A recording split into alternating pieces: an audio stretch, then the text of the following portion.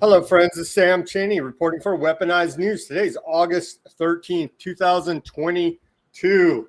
It's been an amazing last 2.5, 3 years. We're censored banned on everything on YouTube, Facebook, Google. We're on Google right now, on our YouTube, on our small backup channel with like 8 subscribers. We'll see how long we can talk truth on there before we have to shut that off. I want to direct everybody to our Rumble channel, Weaponized News on Rumble, Odyssey, Weaponized News on Odyssey for the live stream. You can find us on the re-upload on Brighteon, BitChute, Podcast Anchor, Spotify, all those different outlets. Come take a listen to what we're saying. Probably not much different than your other alternative media sources, but we're bringing on special guests like we have today. Maxwell, or Kyle J. Maxwell, excuse me. How are you doing today, Kyle? I'm doing great, Sam. How about you? I'm doing all right. It's pretty warm over here. They had the Patriot groups over here had a Trump rally I went to a little bit earlier because of the raid on Mar-a-Lago. Not that many people showed up to it. I was kind of disappointed. But, I don't know. It feels like everything's gone crazy. They're raiding the president. If they want to raid President Trump, fine by me, raid him, but then also raid Bill Clinton, raid George Bush, raid Barack Obama, raid all of them because they're guilty of war crimes, all of them. And so let's raid all the presidents. Let's bring out all the truth. I want no more lies from any of these guys, man. But also I was thinking, this is crazy. The federal government is raiding the federal government. So it's like an internal war in the federal government. And I don't trust any of the government, anybody working for the government at this point. Trump was a real disappointment, how he was pushing that Operation Warp Speed on us. All the Democrats, Republicans, to me, all total disappointments. I'm an anarchist at this point. I want no government. Because of all the lies. I mean, the war crimes. We're funding like unlimited war in Ukraine now. We're funding these other wars, Yemen. We're funding terrorism. Al Qaeda now is popping back up. You know what I mean? Supposedly they just killed the Al Qaeda leader for like the 5th, 6th time. And so that always pops up. But there's a boogeyman over there in the Middle East. We got to always be watching out for the war on terror. They've never pulled back any of the restrictions from 9/11. The TSA at the airport has to strip search you, or you go through the body scanner. You know what I mean? And so they've never caught one terrorist. Now, this violating our civil liberties due to 9/11, the Patriot Act, we can never repeal that. You know what I mean? So it's going back a long, long time.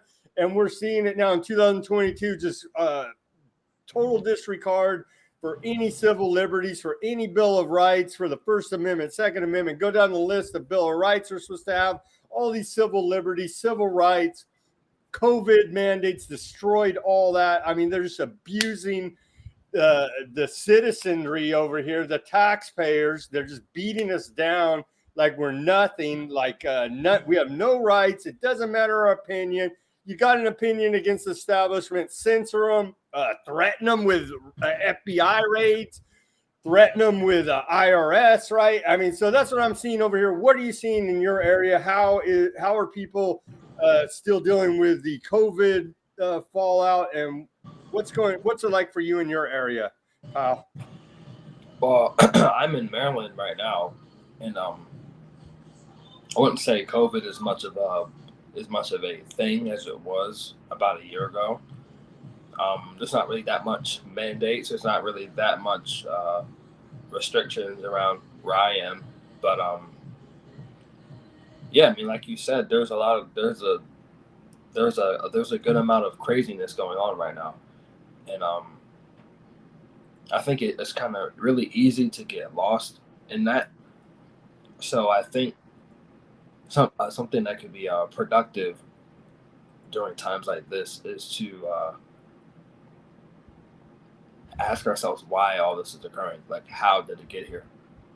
And realizing how it got here from losing that relationship between us and the truth, and losing that that sense of belonging in the country. Like you have the flag behind you. Like I can obviously see that you're someone who takes pride in where he's from, and you think the reason why you're upset about all this, you're upset about getting censored, you're upset about your civil liberties being attacked, is because you know that this country is capable of much more than what it's doing right now. And I think that we should be facing in that direction, asking ourselves, why are we disappointed? Why are we hurt? Why are we confused? We're hurt right now. And we can be a lot more than what we're doing right now. And I think what we need, especially on the more conservative front, is we need someone to voice that pain. We need someone to voice these concerns, not in a mere reaction just from the growing woke left, but an actual plan, an actual narrative. Who were we? What is our founding principles? Individual sovereignty, being individuals, respecting each other's rights, treating each other a priority as if we matter to one another. These are our core principles, and the reason why we're experiencing this hurt is because we forgot where we came from. We forgot that this is how we got here, and it's important to. I'm not saying that we should just ignore the growing conflicts from the left. I'm not saying we should ignore that or overlook it or anything. It is important, but I think we need people, especially on the right. We need people who actually have a vision and not just a mere reaction from the disappointment, because we need a vision. Because the reason why we got here in the first place is because both sides lost track of that vision. We got blinded by the vision at where we could be at. If we were to get ourselves together, if we were to repair that relationship between us and truth, and facts and logic, what would that look like? What kind of country would that look like if people respected each other, if people weren't as bigoted, if people could talk about things we disagree with without without destroying each other, without trying to ruin each other's lives, without trying to cancel each other? What would that look like? And the answer is we do live in that country. That's why we're still here. That's why you and I are still here. That's why you have that flag everywhere on your channel. It's because you believe in something better than what is right now. And it's important that we articulate that point. Because I'm not accusing you of doing this, but I think at some point we have to ask ourselves, how much are we contributing towards this nonsense by not doing something, by just merely criticizing what's going on, by merely expressing our distaste for what's going on? How much are we contributing towards that? Ooh, okay, so yeah, we're getting censored. Yeah, there's a lot of horrible stuff going on. Okay, what's the plan here? What are we gonna do? Not to incite some type of gigantic riot. That's clearly not the answer. And that happened 2 years ago. That's not the answer. That's not the answer. Burn everything down. And you see trending, national divorce. A lot of people think secession of the states is going to be the solution. And you see civil war trending. Obviously, civil war is not going to be the answer. Yeah, it's just foolish. A peaceful solution. And to me, like you can go look at my header on my Twitter and all my channels.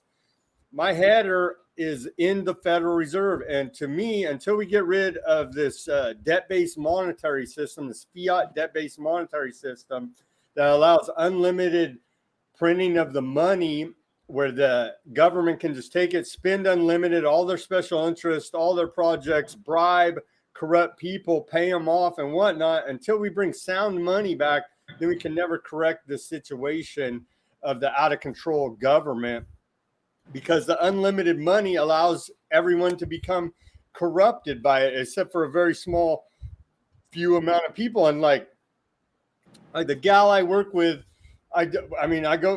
we work every day, right? We're taxpayers, hardworking, trying to just get by. And she always tells me, the only people that are living high up on the hog right now are people that work for the government. Because if you go look at government workers right now, they're getting like 40 something, I think it was 42, 43 days paid vacations off a year.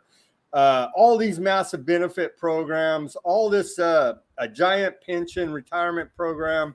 And so that causes them to look the other way, not to blow the whistle, speak out against the obvious corruption that they're seeing done to their own citizens. And what allows that giant benefits, giant government to operate is this fiat debt-based monetary system where they can just print money and grow government unlimited. And we're seeing the effects now of the inflation, and the Federal Reserve wants to raise the interest rates because theoretically that's going to draw the money back in and lower the inflation. That's not going to work this time around.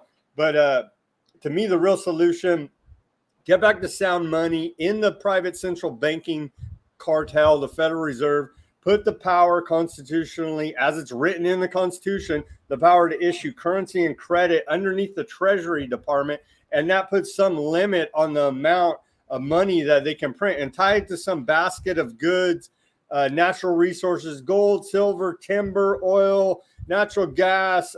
Go down the list of natural resources, assets with intrinsic value that everyone recognizes, and tie your currency to that as other countries. Because right now, the way we're able to do it, still prop up the dollar, which is still valued high relative to other world fiat currencies, is the dollar is the world reserve currency, but we're seeing the rest of the world decouple from that de-dollarization. You're seeing the BRICS countries, Brazil, Russia, India, China, they're all saying, no, guys, we don't like U.S. foreign policy anymore. We're not going to trade in petro, because they call it the petrodollar as well, where everyone agreed around the world, if you're going to do deals for oil, petroleum, you're going to do it in dollars. And they're saying, no, you guys are crazy, unstable. We don't like your foreign policy. If you go to war with anybody that disagrees, you go blow people up all the time, no repercussions for you. But then you turn around and say, we're human rights abusers and war criminals, when they're trying to do, like Russia, for example. And I don't agree with war. I want total peace. I'm not on either side of the Russia-Ukraine conflict. I want peace. They're both bad as far as I'm concerned. Innocent people are dying. Innocent people are dying, man. I want peace. But that's just one example where Russia could turn around and say, look, hypocrite America, you go and invade Iraq, Afghanistan. You're all over the world with 170 whatever military bases, your empire, your global empire. So how are you going to dictate to us about we're going to war with a country right on our border that NATO's setting up all these missiles and whatnot, provocatoring the whole thing? I don't want to get too deep into that, but I can see Russia's point when they say, hey, hypocrite U.S., you have nowhere to talk. And China, too, says, hey, hypocrite U.S., you have nowhere to talk about what we're doing over here. We're not going to go along with using your dollar as world reserve currency to make our deals for petroleum and oil and other deals, and we're not going to buy your bonds anymore. So we're de-dollarization, decoupling from the dollar. And at some point, the dollar will not be the world reserve currency. It's going to massively decrease our standard of living. And so that's another solution that people can do right now, is prepare for that inevitability of when we're not going to have the high standard of living, even though it's going down fast now with inflation. The price increases. Everybody can see it at your grocery store, your gas station, and whatnot. And the example my mother likes to use is the dollar store. Perfect example. Everybody could understand the dollar store. Everything at the dollar store 2 years ago or whatever used to be $1. Now it's $1.25. So you can see right there as a perfect example. Everybody should be able to understand dollar store inflation, 25%. It goes from $1 to $1.25 in like less than 2 years. And so that's another solution, is prepare now, get your house in order as best you can, get your food, your water, your plans. What are we going to do? Start learning how to grow your garden and whatnot, these type of things, and get that mindset going to prepare for a lot worse times, because it doesn't seem like the government is A, competent, or B, even willing to try to fix things. It seems like they're going full on scorched earth. We're going to do whatever to retain our power now. And real quick, I want to mention the January 6th political prisoners. All those people, there's American citizens now over there in Washington, D.C. jails that have gone a year and a half now with no charges, no trial. They're starting to try a few of them here and there, but with no due process now. So they're political prisoners, and that is third world behavior. And the rating of President Trump, that's another third world behavior act. And so we're going downhill fast here.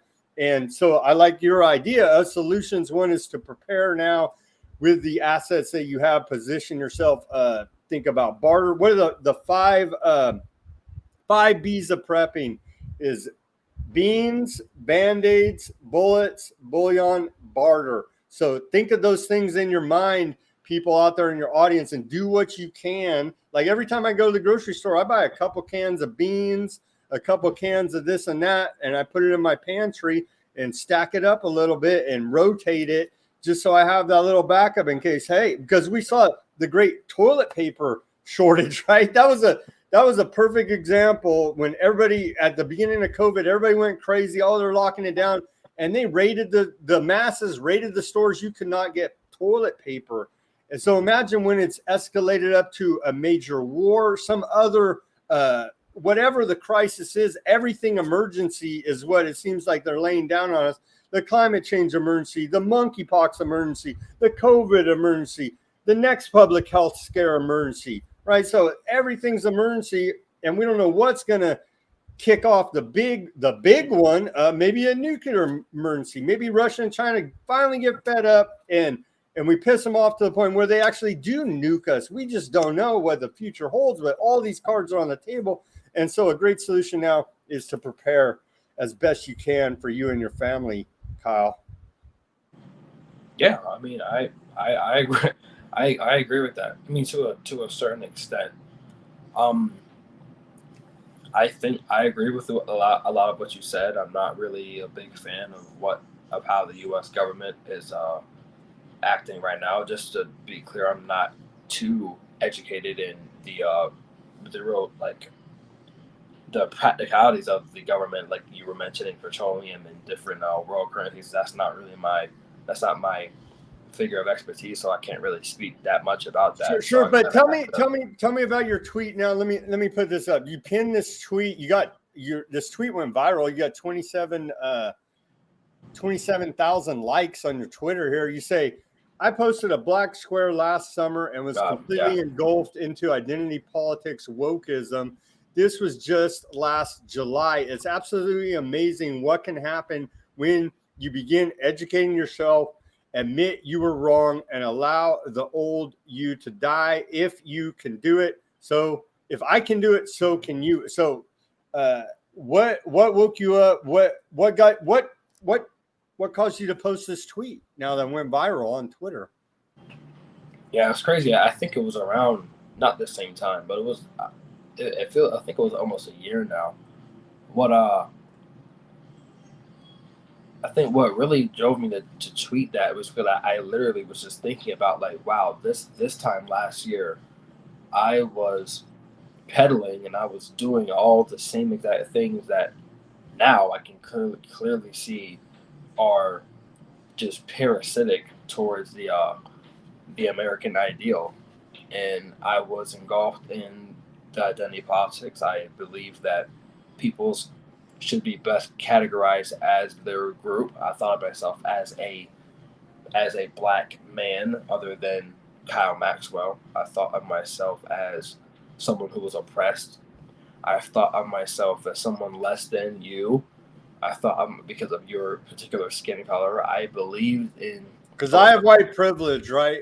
Yeah, all you and all your gray hair. Just kidding. But I was engulfed in all that. I believed in that stuff. I was caught in, and what pulled me out of that was, like I said, was that self-education and admitting that I was wrong. I confronted that beast inside of me that was dry, that wanted an answer.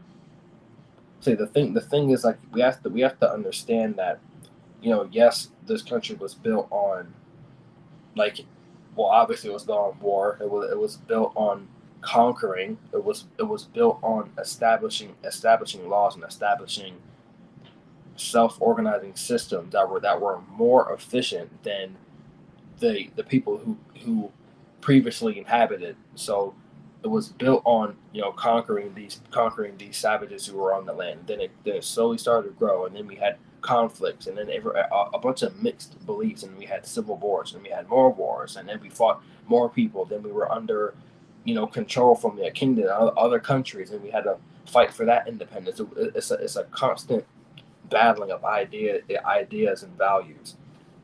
And what drove us through what drove that was, what was that narrative? That I am not your little sheep. I am not going to sit here and listen and obey to everything you're telling me to do. I am me. Sam is Sam. Kyle is Kyle. I'm an individual person. And I don't care if, my dad was rich. I don't care if my son, I don't care what, I don't care who anyone around me did. I am me. And I'm going to make my own decisions. I don't need some king telling me what I can say or what I can do. I don't need some priest or some emperor telling me what kind of paintings I can draw. This was our narrative, that you're an individual, a free individual. And what the funny thing is that, there have been comedians that have played with this idea that I'm articulating right now. Us and the left both agree on that. That's the most funniest thing about that, Sam. Because if you ask someone on the far left, is like, okay, so you peddle diversity, equity, inclusion. Why? Oh, because we feel as if people are unique, and we need to bring those attributes that are being overlooked. We need to bring those toward the front. Everyone matters. It's like, well, we're saying the same exact thing. We think everyone matters too. So let's go to another example. It's like they say things like, the past and slavery was wrong. Okay, Everybody agrees that that's was something wrong, that right? we're not both like. Yes, we understand that is clearly something we should not be doing. What they don't understand is that they don't even. I'm not trying to speak for all of them, but they don't even know why they disagree with that. So they come at two angles. They say that people should be their group should be paramount. Their group identity should be the most. If you are non-binary, if you're this binary, whatever, they think that the group should be the highest value. It's like, okay, so how are you opposing an idea like slavery then? Because, correct me if I'm wrong, the whole idea when slavery became racial slavery during the 15th, 16th century, when it slowly migrated, because everyone was enslaved. White people were enslaved, Europeans were enslaved, black people were enslaved, Egyptians, There's slavery everyone was today enslaved. in the Well, Middle East, in Africa, in the Middle East. There's exactly, yes. slavery We were today enslaved. going on. Exactly. It was literally going on at the same exact time.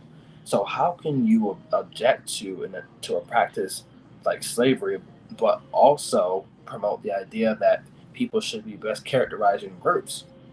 How are you peddling both of those ideas? See, the problem is that we forget we forget where our values are derived from. That is the deeper problem that lies underneath why we're arguing about something like climate change.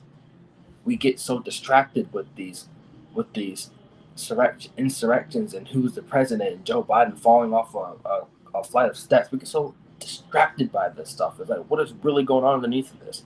We both agree that slavery is bad. We both agree that everyone matters. We both agree that we all should be able to, well, to a certain extent, we all believe that through, and they'll say something like, oh, well, we don't want you to say this certain thing because you could potentially harm someone. It's like, okay, I agree with that too. I don't think that we should get on here and just make stuff up. So what is the thing that's uniting us? We both agree that the truth will set us free. We both believe in the truth, but we don't know that. So what is going to draw us together? You said you want peace. I don't want to see those guys shooting each other and people getting blown up. And I don't want to see that. I want world peace, brother. I don't want any of these wars. I don't want anybody killing anybody. Yeah, but before I want to see, people, 2 million miles away from me have peace. I want to see peace with my own neighbor I want first. peace right in the neighborhood. Exactly. Yeah, I want peace in my neighborhood, my town, my city, my state. I want peace here. Yeah, for sure. And I'm going to ask you something that I don't mean to, make this my show, but I want to know your go opinion. ahead, speak it, brother. I've spoken with many conservatives on this side, and a lot don't believe they don't buy into the fact that there can be some sort of middle ground. They think that, like you were saying, they're saying this is just too much. We disagree too much. This whole entire thing has completely That's a big narrative. undermined itself. Civil war, secession, national divorce. Yeah. How do you? First of all, I know that we talked about that before we went live, but hey, number one, do you agree with something like that? Number two, how do you think that idea being peddled, do you think that is helping this cause or making it worse? It's a potential solution. To do it legally, secession, we have to have a convention of the states, or states have to individually nullify the federal government. I think the federal government has really stepped over the bounds of its authority. We shouldn't. All these agencies are unconstitutional. We don't follow the Constitution in this country. Okay, we don't have a functional constitutional republic, representative democracy, as is originally intended by the founding fathers. All we hear all day is democracy. We're a democracy. Well, that's not actually our form of government according to the Constitution. You won't find democracy in the Constitution. So that's a big mind control trick played on us. And I think maybe the peaceful solution is state secession or state nullification against the federal government, because all these agencies, all your alphabet agencies, FBI, CIA, NSA, IRS, all these guys,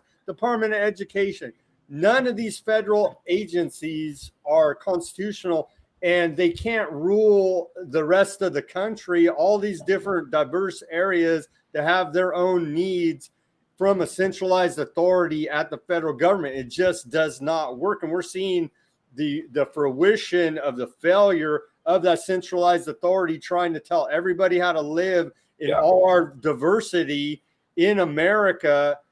We're seeing the failure now, like Fresno County School District, for instance, underneath the federal education department, we have the worst literacy rate, and that's due to local, state, and federal failures by the government. Our public schools has the worst literacy. I can't even say it right. The worst reading, writing anywhere in this west of the Mississippi now here. And so it's horrible. I don't even know. I forget even what the numbers are, but very few. I think the last stat I heard was in Los Angeles, 90% of the Black African Americans are completely illiterate. That was the last stat and it's the same in Fresno here. It's everybody, actually. It's not just African Americans. It's everybody. So the system has clearly failed.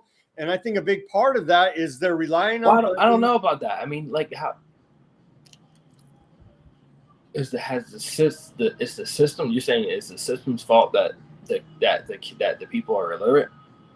Yeah, I'm saying the system has failed. The policies and procedures and teaching methods that we're using are not working because the children are not educated how they're supposed to be. I mean, I understand that to a certain degree, but and I don't have kids, so I can't speak on how anything should be conducted in the household. But to what degree do you think, like for parents who may be watching this or will watch this, what degree do you think that is their responsibility too? Because we kind of it's the parents' responsibility. That's why my kids, I'm homeschooling them. I don't allow them to go to the public school because I see it as a complete and total failure, and I don't want anything to do with it. It's an indoctrination system. But that goes back to the power of the federal government and why it needs to be limited, and we need small government.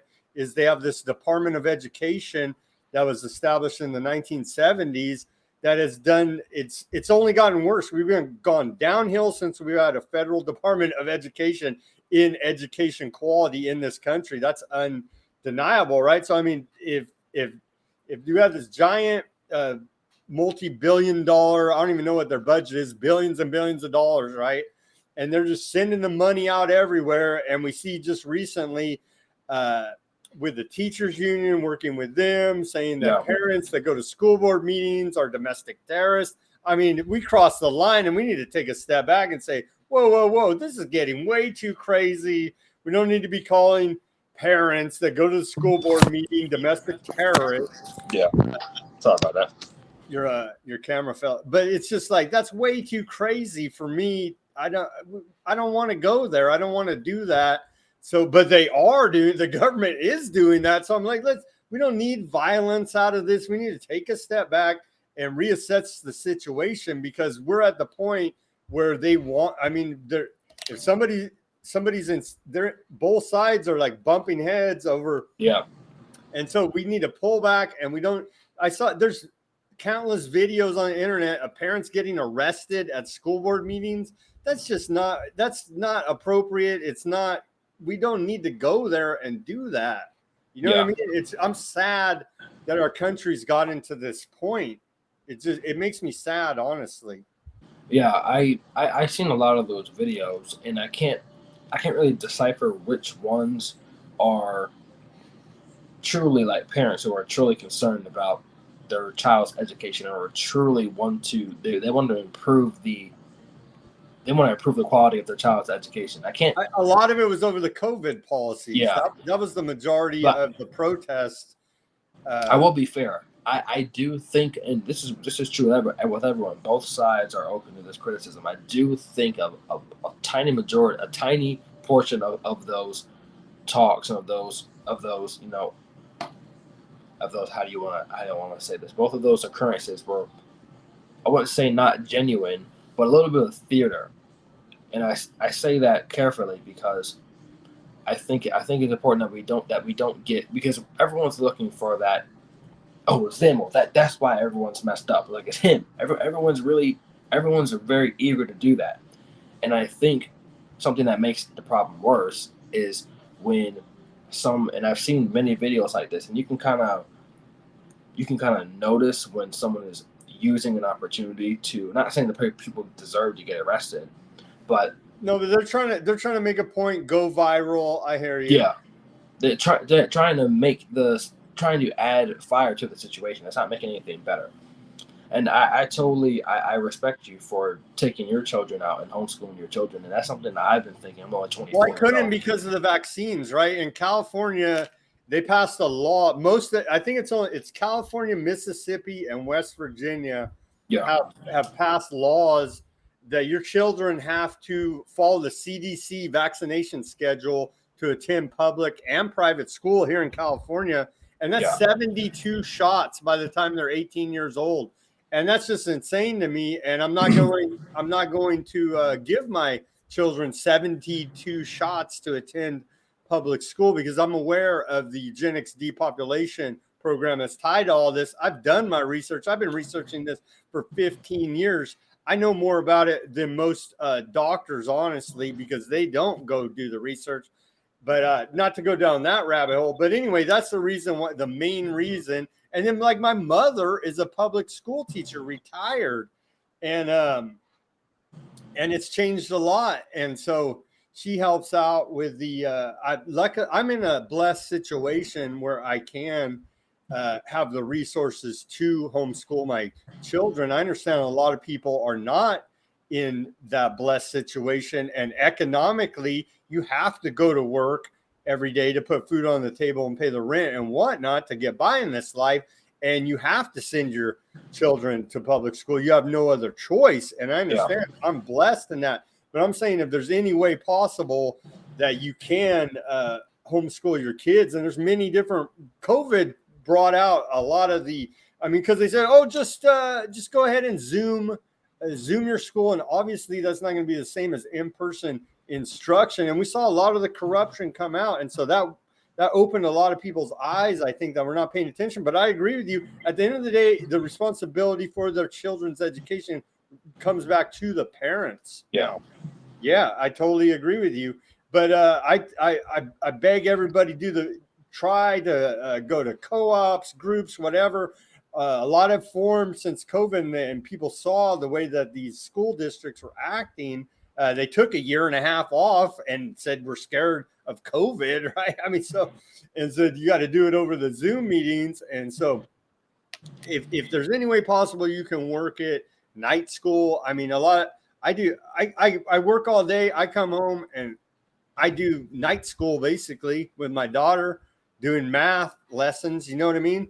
I go and work, do another hour of math homework. You know what I mean? So it's like, you got to be committed, and like you say, it's on you. You have to take personal responsibility as the parent. At the end of the day, you're responsible for that child. Don't outsource that responsibility to some institution and then turn around and complain why they're not doing well. Take that responsibility. Take the bull by the horns and make it happen for yourself, if any way that's possible. Yeah. I agree with that 100%. So you're over there, Kyle, you're over there in Maryland. You're like right by DC, right? I'm about, well, where I'm in Maryland. I'm nowhere near like the heart of Maryland, like Annapolis or Baltimore, anywhere. I'm kind of in the countryside, in the DMV, in the Eastern Shore. I'm in Berlin, Maryland. That's you've never heard of it. I've never been back east, honestly. The furthest east I've been from California is Wyoming. Oh, wow. I've never been to California either. So, well, and by your descriptions, I don't think that'll ever happen. I don't know, man. It's like the coast is beautiful and whatnot. It's gotten really bad in like the last 10 years. The homelessness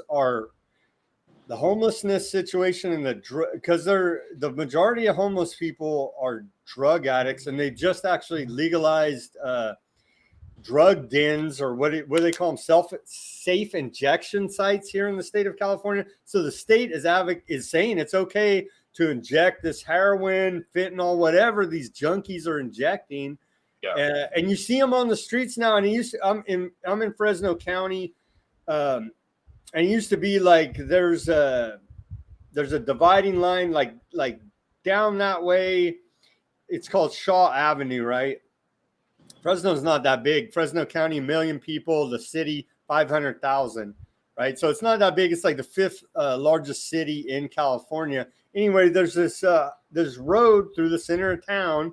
It's called Shaw Avenue. It used to be south of Shaw. That's where your drug addicts, prostitutes, and all type of criminal bad behavior happens. Yeah. North of that is where it was more not that type of criminal behavior. Now, over the last 10 years, it's moved north, and where you would never see it before. Like I get off on the freeway on my way back and forth to work, Bullard and 99. You're not going to know where that, or Bullard and 41 highway. You're not going to know where that is, but that used to be like considered, quote, the nice part of town. Not anymore. There's homeless junkies like everywhere. It's just, wow. It's bad. It's real bad. Looking like zombies everywhere, and nobody has a really good solution to it. And so the state government here goes the other way and says, let's just legalize it all.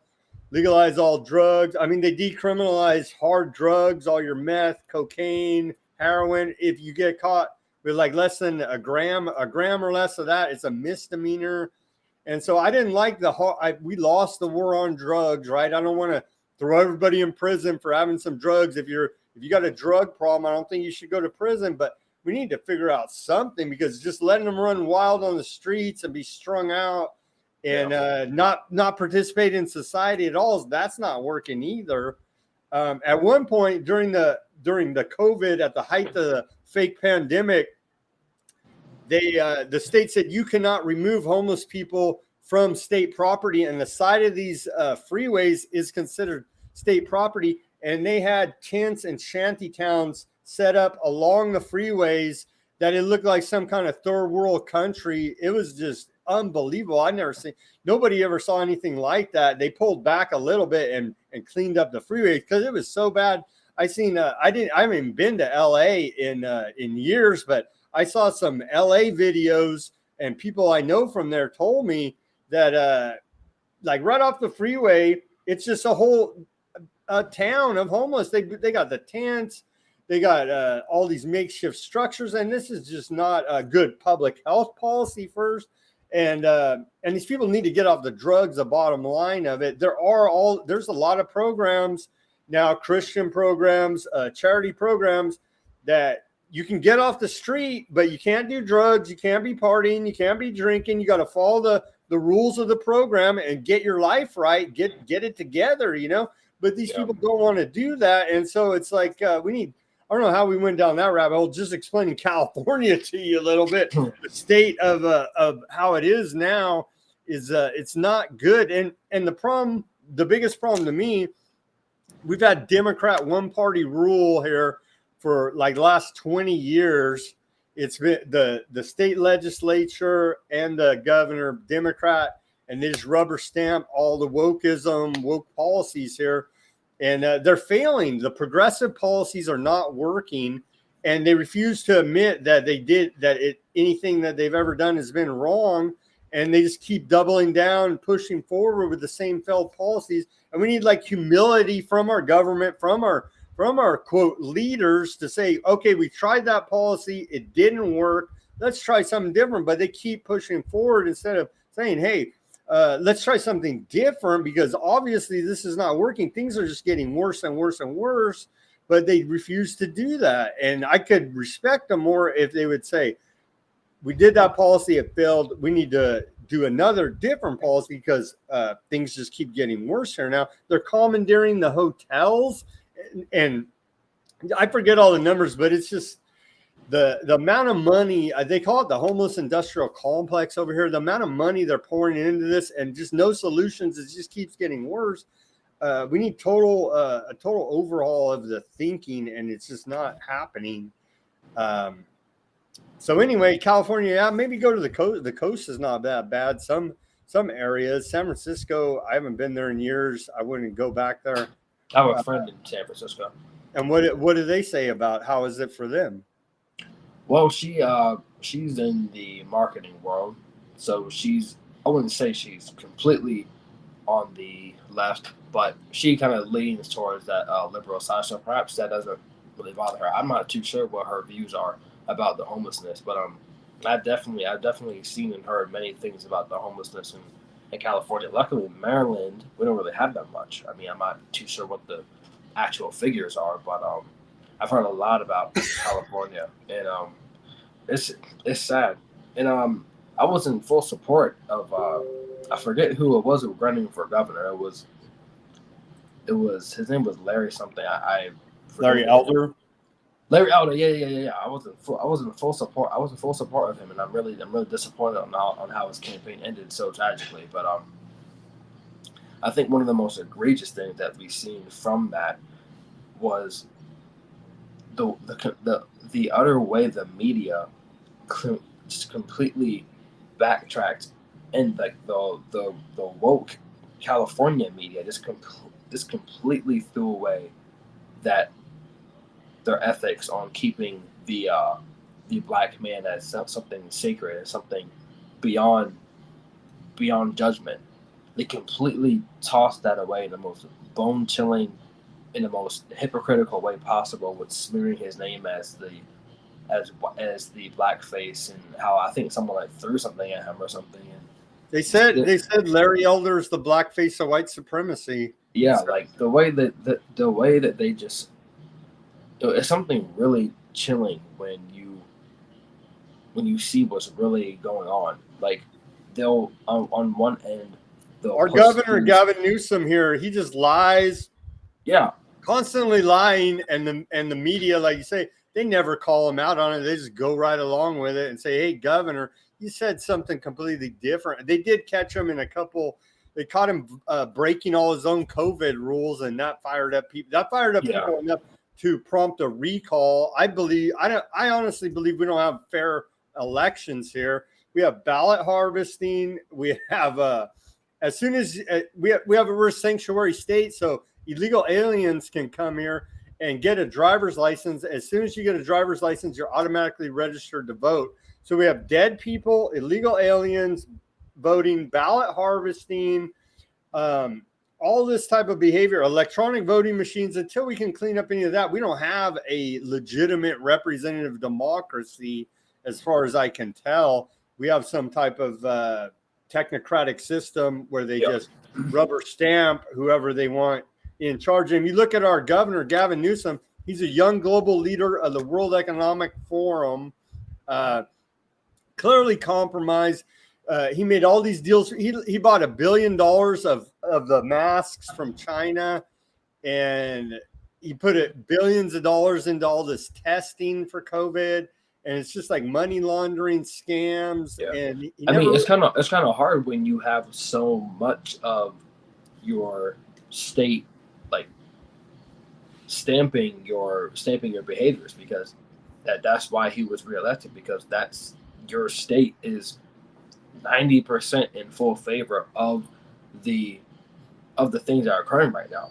So that question, this is why I'm so fascinated with the human mind and understanding, studying cultures, and because I want to understand why is that state is, because I understand where you're coming from, but you don't represent the voice of California, but represents the state of California. Are these woke talking points? Are these ideas that these homeless people are not actual people, and they are helpless victims of some sort of invisible demiurge that has castrated their life and have absolutely no more sovereignty left, and they need to be put on some type of government assistance program. They have no actual ability and no capability to ever overcoming that ever. Like, that is their ethic. And I'm curious to, I want to know, how is that possible that there are people who could push those ideas, who genuinely believe in this stuff. I want to know, why does someone drive down that highway you were saying, seeing these just plethora of just homeless camps, and says, you know what, we're doing a really great job here. Why is someone looking at that and saying that's something good? That's what really fascinates me. I don't know how you could. The Central Valley where I'm at, we're agriculture here, and so it is more conservative here. But yeah, like LA, for example, it's even worse in LA than it is here. And yeah, I think I'll never go there. I don't know how anybody can look at that, a progressive Democrat, whatever you want to call them, a liberal. I don't know how they could look at that and say, yeah, we're doing a good job. You know what I mean? I don't know either. Yeah. It blows my mind. This was before even really got even stepped into, trying to learn about politics or anything. Before I even really made internet content, I always was very intimidated by that LA scene, because you would always see if someone or a music artist or an actor like Hollywood, that's like the big, you made it, you're in LA, the palm trees, all that stuff. It's like, I've always been so skeptical towards that. I'm like, there is something, and maybe this is just me, but when I see those smiling faces, and when I see those images of the the sun and people just having a good time, there was something that's always, I'm like, there is something very sinister going on behind that. I don't know why I always thought that, and maybe there's something wrong. I don't know, but there's something very superficial about that. No, it's all fake. It's all fake. That's what you had discernment, right? You had discernment in your mind to tell you that it looks all great and rosy and palm trees and sunshine and smiles, but there's a deep level. Yeah, you pan the camera slightly to the right, there's some guy shooting up dead on the sidewalk.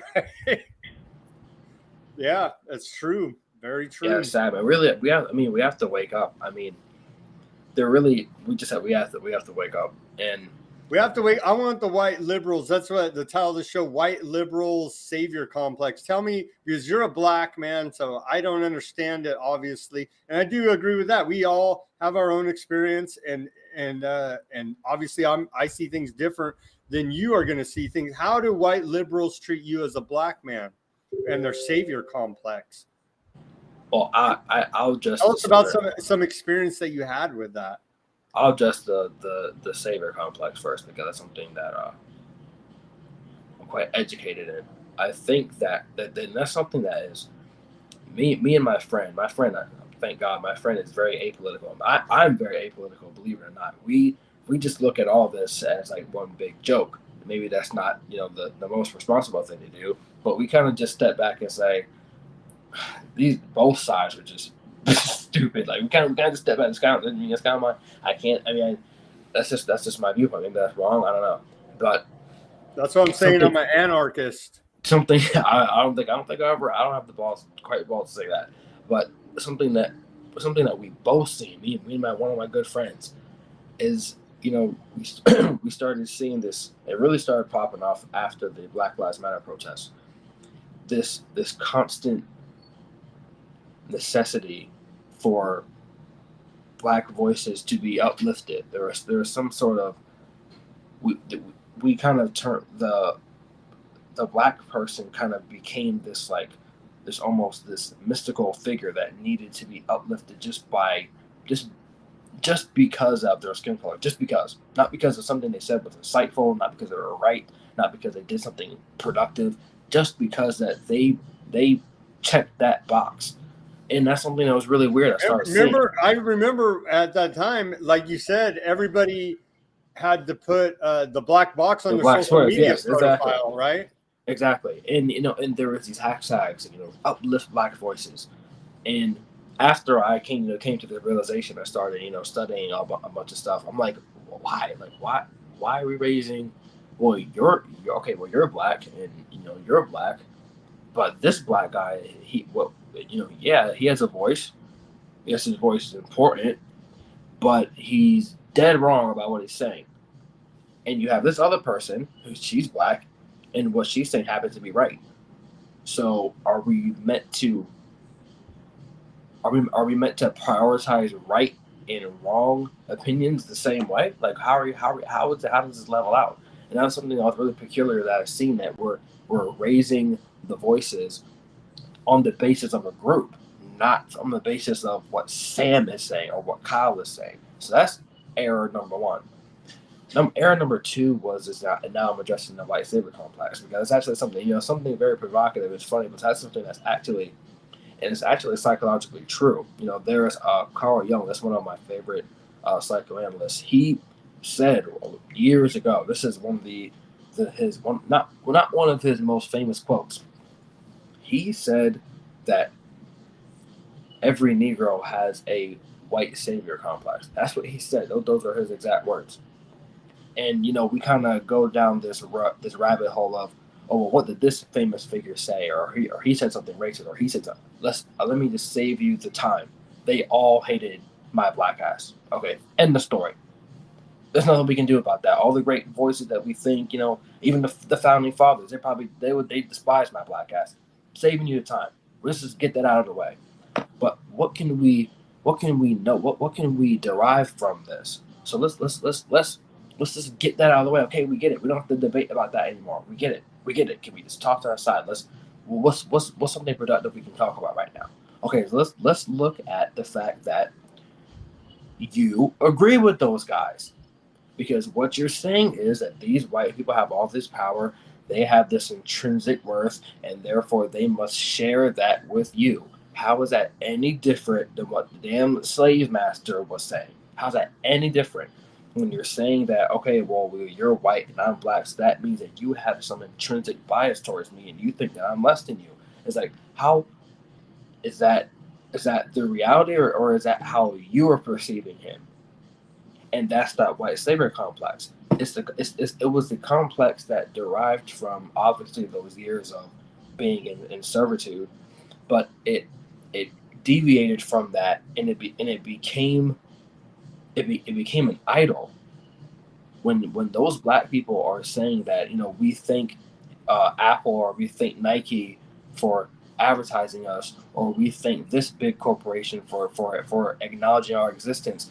What they're really doing is they are that house Negro who was on the plantation, thanking their owner for feeding them, or thanking their owner for giving them a new pair of shoes, or thanking their owner for being less tyrannical than the neighbors next door. It's the same exact behavioral pattern. But the only thing is, it's going under a different guise, and that's what they don't. That's what they don't understand. When you buy into the fact that you are intrinsically less than because you're black, you I'm are. impressed because that's what the system sells the black man, and Yeah, every victimology type psychology, from gay, minority, yeah, whatever, and they that, say yeah, you're the victim. The establishment sells that to you, and then like we saw it for the Black Lives Matter, they said, oh, we're oppressed, but yet all the establishment supported you. All the Fortune 500 yeah, gave millions and millions and millions of dollars. I forget even the amount, but I remember at the time reporting on it. It was just a giant list of Fortune 500 companies giving millions of dollars to this movement. And I was like, that is the established. And then the whole government supporting it. I was like, that is the establishment supporting you. yeah, How can you say you're oppressed? Because that is the power structure, right? Is the way I saw it. yeah. Max Kennedy, one of the leading. I was gonna say, I was gonna insult him, but I don't want to. I don't want to do that. He's one of the leading jokers, I'll say, of this woke movement. He wrote, and he will say and stuff. I have his book, How to Be Anti-Racist. It's on my bookshelf. I haven't read it yet because I have a life. But one of the quotes that he says in there is he says that capitalism is something like capitalism is the chains of the black people or something. He's saying that the system of capitalism itself is inherently, essentially a Marxist viewpoint. It's inherently oppressive to black people. 2 days later, he accepted $10 million check from Jack from Twitter. How are these two things? These are the type of things that, and here's another example. Black Lives Matter, Patrice Cullors. She is the founder of Black Lives Matter. She said verbatim in a video that completely the leftists overlooked. Maybe because they agree. She said we're trained Marxists. They understand the Marxist ethic. They are enshrined in it. They understand it. Year later, and I actually tweeted that. I did the numbers. I looked on the Black Lives Matter website. I seen that they fundraised over $100 million. I looked at that, where those funds were going, and I added up. And I said, wait a minute, there was like $30 to $60 million that are unaccounted for. Where in the hell did that go? And my question also is, okay, you guys, your movement, Black Lives Matter, got all this money. Did you put it back into the black community to help improve the situation of those communities? Yeah, this is what they did. If you go on the website, you'll see, you can read where their donations went, and you can see, you can literally look at it. It went to Black Lives Matter. It went to this Black Lives Matter group organization, this nonprofit that excels the black trans teens, and then it went to another one that they funneled their money towards the subsidiaries of the leading company, Black Lives Matter. It just circled in this gigantic triangle. They usher the money toward the subsidiaries of the parent company, Black Lives Matter. But secondly, it's very divisive to me, the Black Lives Matter, because if you say, oh, I'm against Black Lives Matter, oh, you hate black people. No, it's like I'm against that specific raised fist, because I know the raised fist is the universal symbol of that's Marxism. a communist fist. A lot of people don't know that either, and that is a very devious trick that tautology, Black Lives Matter. So you can't, even if you say you don't agree with it, then they can interpret that a plethora of different ways and catch you. That was another devious trick. But where did that $60 million unaccounted revenue go? It went towards buying mansions. So that came out. So we're pushing two sides here. We're saying that the system of capitalism is inherently oppressive, and therefore should be overthrown. But then we're accepting $10 million checks and buying luxurious mansions in the suburbs. And this is something also a lot of people don't know. During the Second World War, when Soviet Russia was literally in ruins and everyone was dying and people were burning in ovens, you know where Joseph Stalin was? He was in his gigantic estate in Moscow. this gigantic mansion, living it up, peeking his head out the window. You guys good? You guys need living it up.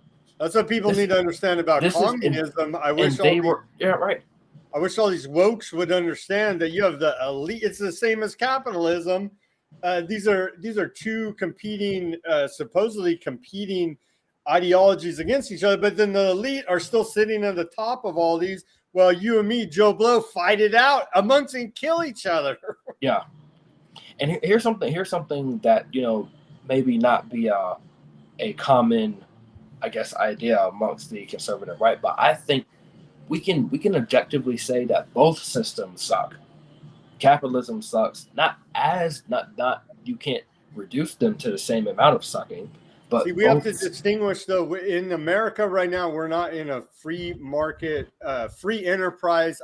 I do agree. Capitalism does suck. We need a free enterprise system, not a cap. But we're not even in a capitalist system. We're in a crony capitalist. Very because imagine how this economy looked towards a 20th century Marxist German. Okay, so you guys you make a surplus of products. Your bosses and leaders arbitrarily decide what that price will be, and then with that excess products, they get thrown away. That's a very stupid. That's system. A total command and control economy. Yeah, and you know, many people I've critiqued Marxism many times, and people they'll always hit you if you ever. I know you probably had been in more than me. You'll always argue. You'll get that one Marxist tells you, well, you don't truly understand it. You haven't even read Marx. You don't understand. They always try to get you with that, and I love when they come at me with that because I showed them that, you know, I've read the Communist Manifesto, so I mean, I have two of Marx's books. I mean, I can show them that. I mean, I know I understand what I'm talking about. Something that I respect Marx for is when he was describing in Das Kapital. That's one of the most influential books. But listen, real quick about Marx. People need to understand he was funded by capitalists, by Western banking elites. Quote, capitalists funded that as a dialectic to oppose them. That's what people need to understand. Exactly, and the same thing with Lenin. Lenin was when his father died, he was living off of his, when he was traveling to London and going to all the different countries, he was living off of his father's money. Lenin was a spoiled brat. That's something that a lot of people don't understand as well. All these leading figures who push these, somebody's funding them, and it's the capitalists. It's not the communists funding them. Yeah. It's very fascinating when you, and this is what that tweet, the whole punchline here was, this is what that tweet was about. Brother, you want a book? Let me grab the book real quick. Go ahead and tell our audience. Oh well, the whole punchline here was, you know, what that tweet, you know, when I educated myself, I understood I was wrong. When I looked at the bigger picture, I'm like, hold on, wait a minute. There's something bigger going on than what we're even debating about. Both sides are drastically undermining the bigger issue that we don't know history. We both think we know history. We don't know history. If we don't understand history, there is by definition we cannot interpret the present if we don't have a solid grounding in history. When I was talking about Das Kapital when Marx was critiquing, you know, the long working hours, and he was one of the first people that established the 40-hour work week and was critiquing this stuff with those kids who were genuinely getting overworked and who were getting underpaid. Yeah, they genuinely were being exploited for but sure. The thing was that idea got, it's like that's one of those middle grounds where we can say, yes, no one should be worked to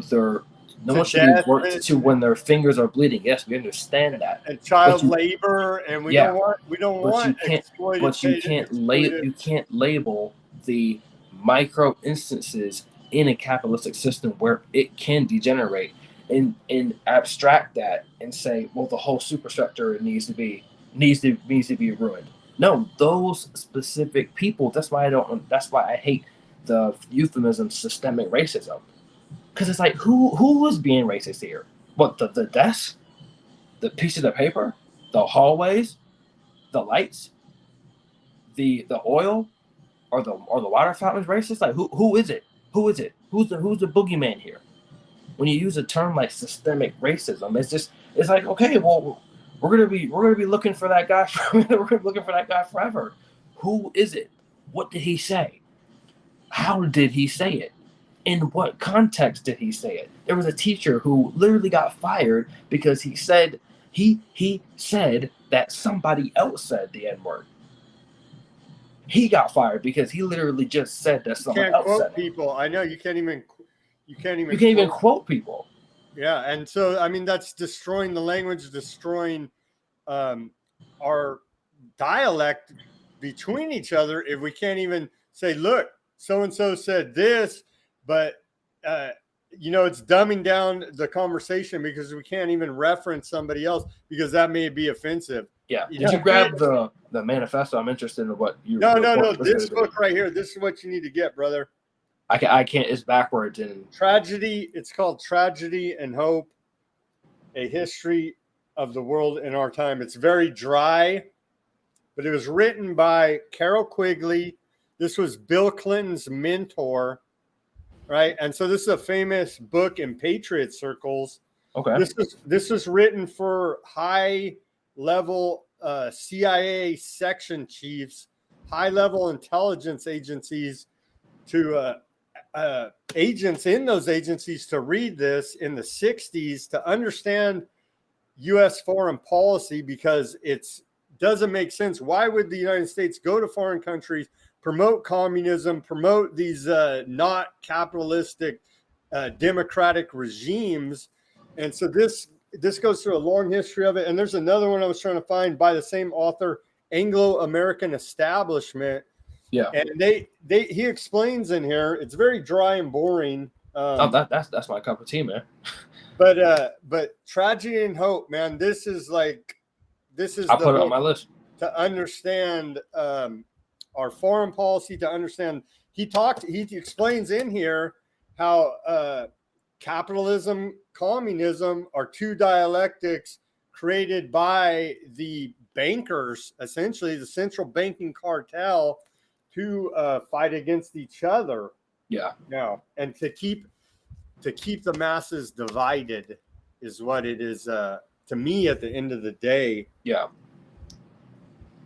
And when you use that word dialectic, that's Hegel was the philosopher. The Hegelian dialectic. They're constantly problem, reaction, solution. They're constantly using that in all of their social engineering to direct society in the way they want to go. And but here's something more sinister than that.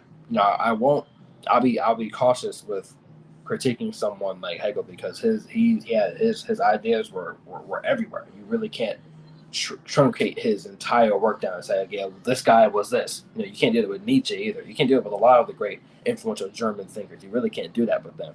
But one of the things that this dialectic is promoting, which then Marx took, made it political, then established the material dialectic, which is what you're describing with the conflict of banking and all that.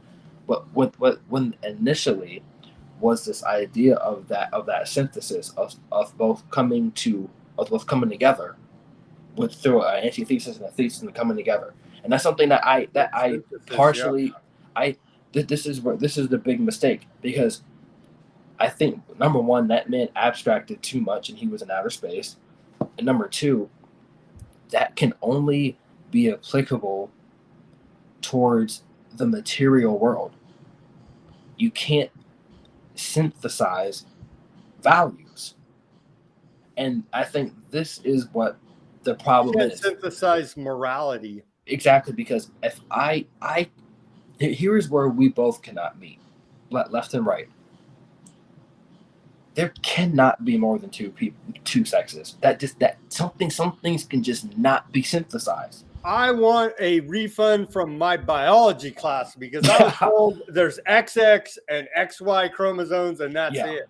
That's a great example, and that's probably one of the most prominent examples of a unsynthesizable synthesis that cannot be met. We cannot meet with that. And I think one of the problems is in a lot of these But leftists now, who but are, now, but now, Kyle, you're a bigot against people that identify as some other gender. That's what they're going to claim yeah, against you by you saying this. yeah, You're a and hater. You're a bigot. You're bad. You're a bad guy. Even though you're black and you got the black card to play, somehow, you know what I mean? To me, that yeah, blows my mind. You as a black man, you should be able to say that now, right? In the liberal ideology way of thinking, they should listen to you more than they should listen to me because I yeah. have white privilege, and whatever I say doesn't even matter. And here's the thing, like, you probably do. Like, I mean, have you ever? I mean, let's just be completely honest here. We would both be, and this is where I'm super fascinated in meeting this middle ground here. Here's something that we probably can both agree on. I know for a fact that, and you probably know this for a fact as well. There has been some, and this is same for me. This is also I'm getting ahead of myself. There has been a point in your life where I'll say it this way, where a specific attribute of you allowed you a certain privilege that someone else would not have. So we can both agree on that, correct? We can both agree that maybe you were taught, maybe you had a good height, and that got you this specific interview. Maybe you had this charming look, and you had a great hair, and that's what. I believe I'm blessed by God. Yeah, Yeah, I do believe that. yeah. Maybe it's your specific belief. Maybe, and this is where. Okay, so it's like, so we have all these things. Okay, it's like, well, what about me? But Kyle, real quick, let me tell you. So, because they're I got on plenty of debates with people about the white privilege. My grandfather was Portuguese, looked like a Mexican. I'm Portuguese, by the way. And I didn't know that.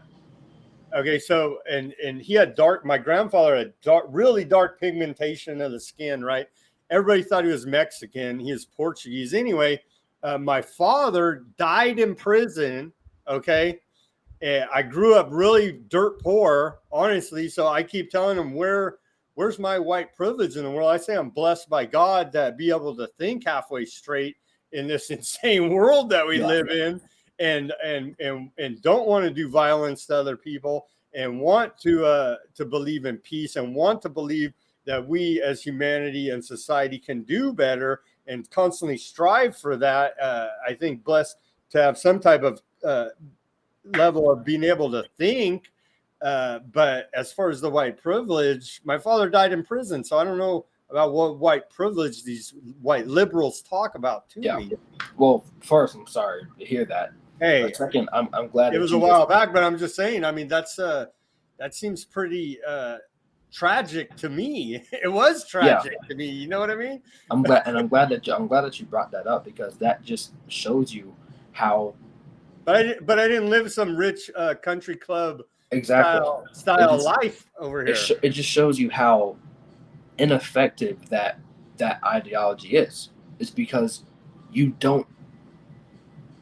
It's impossible to say that this new ethic is treating everyone not based on their immutable characteristics, then and whilst simultaneously using those same immutable characteristics to utter your practices. It doesn't make any sense. So I can't say that this group, let's say I get a group of 10 black people or something, and they're attacking Martin Luther King now because they say that he was a misogynist and a bigot against homosexuals and against transgenders, and it's just like, wow, you guys are attacking Martin Luther King. I wouldn't be surprised if they start removing his name off of.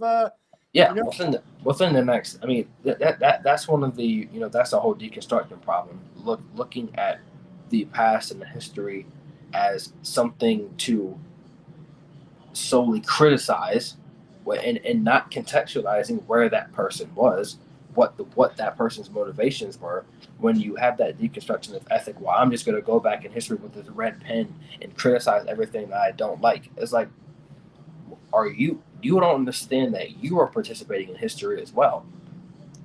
Why can't that same ethic work in the present? What's stopping us from all ganging up on Sam and saying, you know what, we don't really like this whole podcast thing, so let's get rid of it. What's preventing you? Well, they did already, but we're fighting through the censorship. Yeah, everyone pushes. It's fun to push that angry mob. Everyone wants to be in an angry mob until the angry mob is chasing you. It's like, why do you think what is exempting you from? And that is a evolutionary problem. Actually, it's safer to be in the angry mob, because if you separate yourself from the angry mob with all those people with pitchforks and knives and whatever else they're holding, if you separate yourself from that, then they may attack you. Well, now you look like an enemy. Yeah. So maybe it's best for you to stay. And this is where I think conservatives lose the grace, because it's like, we can't just straw man this whole entire thing. If it's because then you're undermining your reactions towards the straw man. If it's all trivially and stupid, why are you so upset about it? It's like there has to be something deeper that's upsetting you. You have to be able to see that. It's like, don't. This is my advice towards conservatives. Don't say that these people are inhuman, or these people are not from this earth. It's like the people who have those blue hair and who are in the streets and are screaming and crying for abortion, that is the pinnacle of human existence. And we should have pity that those people fail to see what you and I see, that higher transcendent human being. That is the given. Those people out there who are slaves towards their impulses, who are slaves towards their sexuality, they're slaves towards their skin color, or they're slaves towards their selfish motivations. That is the pinnacle of human existence. We're the weirdos. You and I are the weirdos. That's what we have to understand.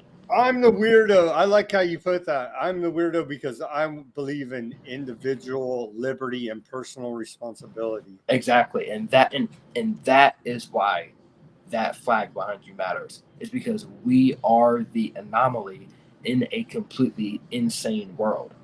And look, people come here for that. I know this flag behind me. It represents to a lot of people, and I don't disagree. The empire, never-ending wars, I disagree with every war that we've ever been in, just about. You know what I mean? And so I understand that's what that represents to a lot of people in this world. But it doesn't. To me, it represents individual liberty and the continuing fight for that personal responsibility. It represents something different to me than the American empire. And do you know why this younger generation will look at that flag and have an actual physiological response towards it? Get triggered, yeah. It's because that thing is a judge of what that person could be. That flag represents something higher that them themselves can't understand. When they see that flag, they understand that it is a result of this. Everybody has a privilege, man. I know you said in the beginning of this chat that all our civil liberties are being distorted and all this stuff, but if we zoom out a little bit and put it to the broader context, we live in the most liberal society on planet Earth. And in history, this is the most freest place that we could possibly be in the world at this time. Even during COVID, yeah, I agree with you, because some place, yeah. I mean, look, in the face of that, Australia, China, they were putting people in camps over COVID, and America didn't go. We didn't go there.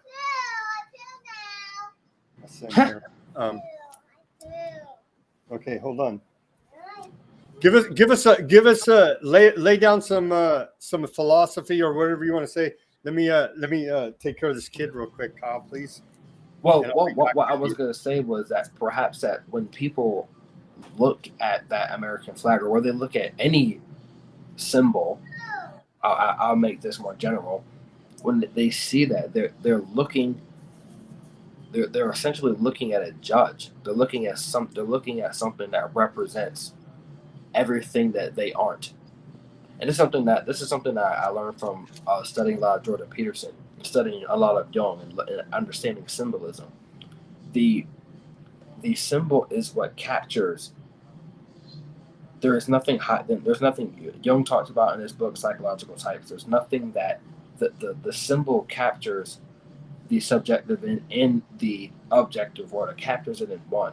You can't limit the symbol. What that symbol represents is something. It is by definition something higher. You can't. For instance, this flag that we're looking at, I can't truncate that flag to a set of propositions. Well, maybe I can say that flag represents the Constitution. I can say that flag represents the Bill of Rights. I can say that flag represents the Founding Fathers. I can say that flag represents freedom. I can say that, but that flag isn't limited. There is an unlimited source of value that I can get from that flag, and that's what makes that thing in the Platonic sense. That's how Plato represented the sacred, something that can be infinitely interpreted. Years go by, come back, and still have that plethora of value. That's that in the Platonic sense. That is something that's valuable. That's something that's sacred. And when you are not living up to that sacredness in yourself, so for instance, maybe some of the dispossessed people on the left who maybe have socioeconomic mishaps, maybe they just lost a job, maybe they have disabled. Who knows? A lot of people's lives suck. That's something that is really unfortunate.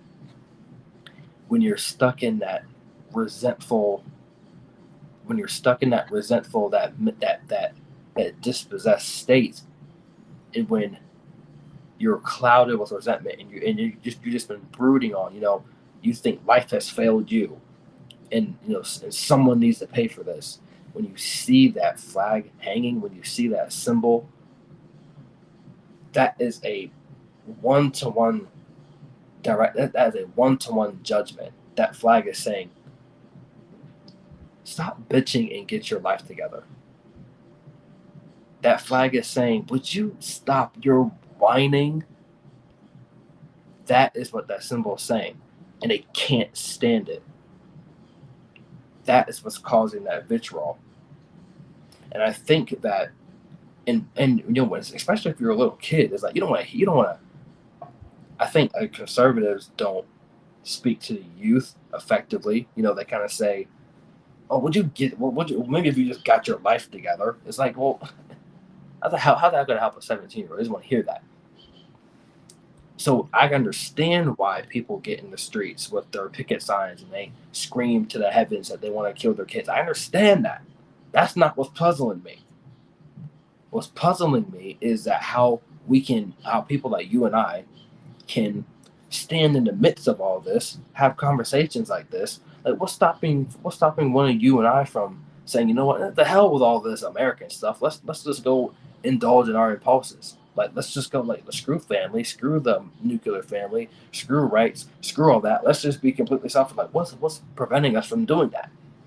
It's because we have that word you use, discernment, which is the perfect word.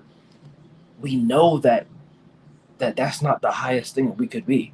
Just being a slave to what you want to do constantly. That's the future you want. Just to be in the expedient your base present. Animalistic impulses. Yeah, exactly. When tradition, that's what that flag is. It's tradition. When people see that tradition, and there is a bevy of just judgment that immediately attacks them.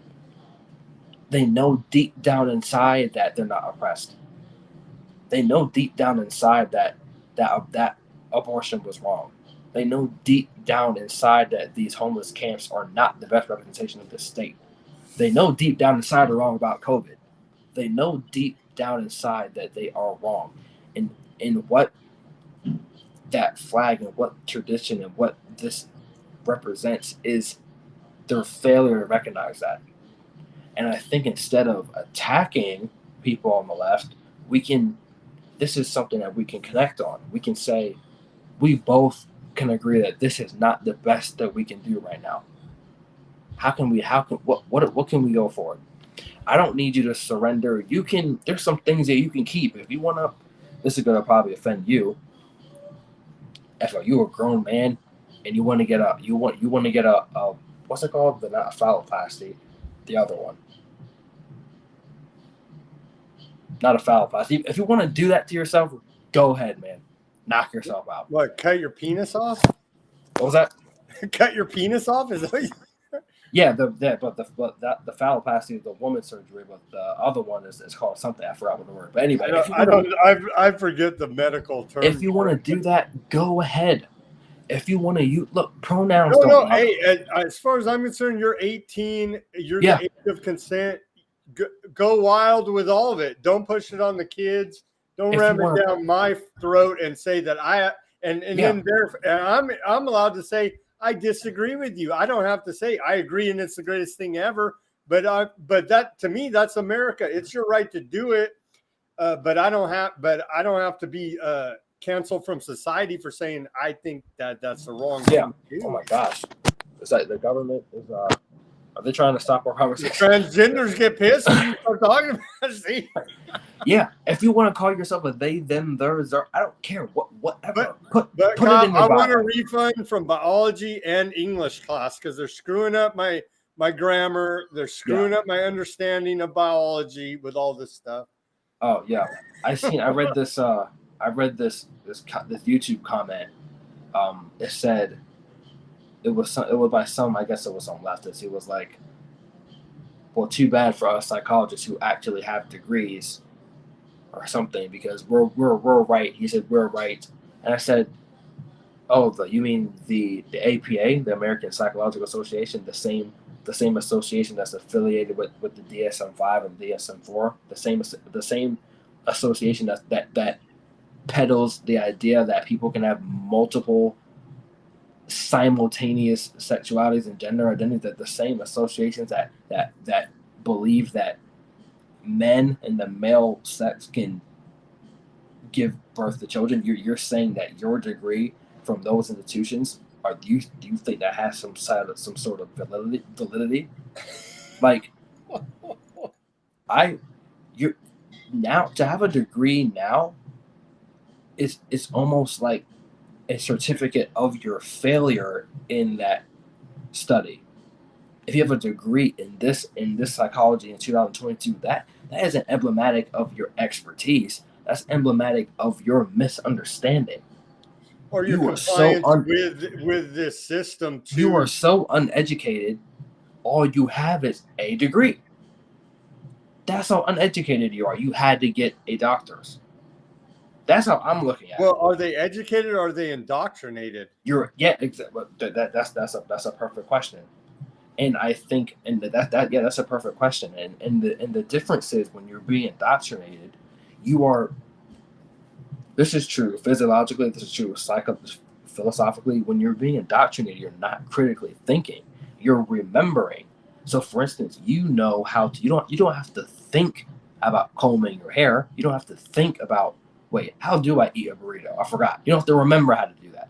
These are things that are stored in your procedural memory. So when you're being indoctrinated, when you have to stand there and recite something, you're not critically thinking. You're just lodging fragmented beliefs inside of your procedural memory, and all you're doing is you're just acting those out unconsciously. That is what indoctrination is. When you're being educated, you are trying to disprove your beliefs. You're trying to disprove your findings. Actual scientific endeavors try to disprove their theories. That's why I'm skeptical even calling Marxism or something like communism as valid economic theories, because you try to disprove your theory. You don't create an idea, look for the data that agrees with your hypothesis, and then say that this thing exists. That's not freaking science. I don't know what the hell that is. That's why I'm skeptical even calling that something. That's science. Engineered consensus, right? Yeah. That's what gets me is they say, oh, scientific consensus on what all these different issues, whatever way they want to social engineer society to go. But the problem is that's not science. It should always be open to being challenged. That's science. Not it's scientific consensus in the debate. This is how it is. That's not science, but that's what the establishment tells us is the reason why we have to do the climate change, the gender, the whatever issue they want to push is all the scientists, the experts agree this is how it is, and you can't challenge it. Yeah, if everybody agrees, on something, then you should probably question it, right? you should that's a really good thing for you to start looking into. Everybody agrees on one thing. But I hate to end this abruptly, but I have to start working out. I'll talk forever. So tell us tell us about your martial arts. I see that you're posting on your workout plan. You seem committed. How is that going for you? It's been going great. You know, I've been doing jiu-jitsu for the past 3 months, and I just got my stripe 2 weeks ago. So my first stripe, that was really cool. And something that I've realized in martial arts is you can't do martial arts if you have ego, or if you do, that ego will be checked right immediately at the door at the first training session. You can't go into something like martial arts because it is impossible when you're doing something of any physical activity. You suck in the beginning. Like, you are not good. You are less than. You are at the bottom. There is no egalitarian diversity there. There is no, well, why does he get a black belt? We all should be the same belt. No, that does not exist. And when you're in this system, it could not be more obvious. Even if you remove the achievements, you remove the belts, you remove the fancy gis, you remove the fancy trophies and all that, you're gonna see who sucks and who doesn't. You can literally see that. So that's why, when you have that distribution of creativity and ability, if you're abstract this and you look at something like economics, or you look at something like a capitalist system and then you have an idea like socialism, well, wait, we should nullify all this and have it even. This doesn't even work in martial arts, because there are people who have put in the work, who have dedicated their lives towards this art, who have the knowledge, who know the techniques. Why the hell even if we don't have belts and we get rid of all that, I'm gonna whoop your ass if you're a white belt. That's just the fact. What am I doing something wrong? So sorry to jump all over the place there, but something I've learned, and that's a great point about the egalitarian woke ideology. It just shows you the difference between theories and books in actual life. It's self-evident. If you, like you say, the black belt is badass compared to some guy that just started 2 weeks ago. It's self-evident. And here's the icing on the cake. He's not good because he has a black belt. You can't cheat, and the guy worked his ass your off way up to there. Get to that level of expertise. You can't. I mean, you can work out. You can pay your instructor, hey, I'll talk to this if you give me. Go ahead. Go ahead. That won't improve your skill one bit. Yeah. It'll probably make it worse subconsciously, because deep down inside you didn't earn that. But Sam, I really do have to bounce at this time of that. All right. I hope we can do it again. I really appreciate it. This is a really, really great. This is a really. I loved it. So this was a really, really great. We didn't get to eating bugs or cannibalism. But, maybe that was for the best. Next time, I hope we can get to that much more. Appreciate your time, Kyle. I hope we can do it again soon. Yeah, let's share what's your best contact. Everybody follow Kyle on Twitter. There, you can see it at the bottom. And what's your other best contacts here? Your link tree? Well, Instagram, Kendricks is the same thing. So here's your link tree. It's gonna be in the description below this video. Everybody go follow Kyle, share his work, take a look at what he's saying. I thoroughly enjoyed the conversation. Very intellectually stimulating, and we need to continue to have these conversations to push ideas to the forefront and continue the debate. And I pray for peace in this country. Everybody do your own research, subscribe to this channel. Peace, love, and liberty, and have a good night.